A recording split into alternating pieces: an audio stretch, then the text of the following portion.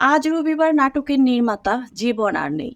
নন্দিত কথা সাহিত্যিক হুমায়ুন আহমেদের ধারাবাহিক নাটক আজ রবিবারের নির্মাতা মনির হোসেন জীবন আর নেই।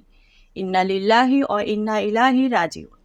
বুধবার ২৬ জুন দিবাগত রাত ১টার দিকে রাজধানীর আগারগাঁওয়ে ন্যাশনাল ইনস্টিটিউট অব নিউরোসায়েন্সের হাসপাতালে তিনি শেষ নিঃশ্বাস ত্যাগ করেন।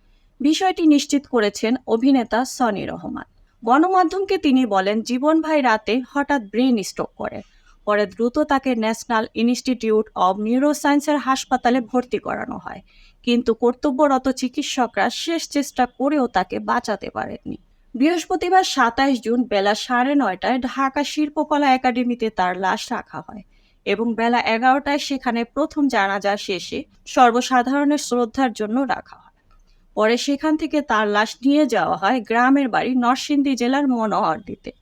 বাদাসুর দ্বিতীয় জানাজা শেষে তাকে পারিবারিক কবরস্থানে দাফন করা হয়। ১৯৯৩ সালে হুমায়ুন আহমেদের সঙ্গে পরিচয় মনির হোসেন জীবনের।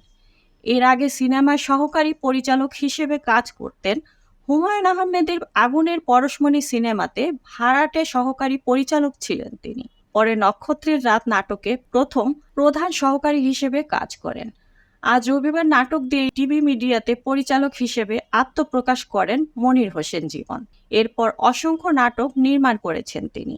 ২০০০ সাল থেকে মনির হোসেন জীবন তার নিজস্ব প্রযোজনা সংস্থা স্বাধীন চলচ্চিত্র গঠন করেন। তার প্রযোজনা সংস্থা থেকে তিনি অসংখ্য একক নাটক নির্মাণ করেন। এর মধ্যে সাদা কাগজ, বন্যার চোখে জল, অপ্রত্যাশিত প্রত্যাশা, অতঃপর নিঃসঙ্গতা, একজন ময়না, গানম্যান, বিবাহ সংকট, কোরবান আলীর কোরবানি উল্লেখযোগ্য। এছাড়াও টেলিফিল্ম, ধারাবাহিক নাটক, প্রামাণ্যচিত্র, স্বল্পদৈর্ঘ্য চলচ্চিত্র ও বিজ্ঞাপন নির্মাণ করেছেন তিনি।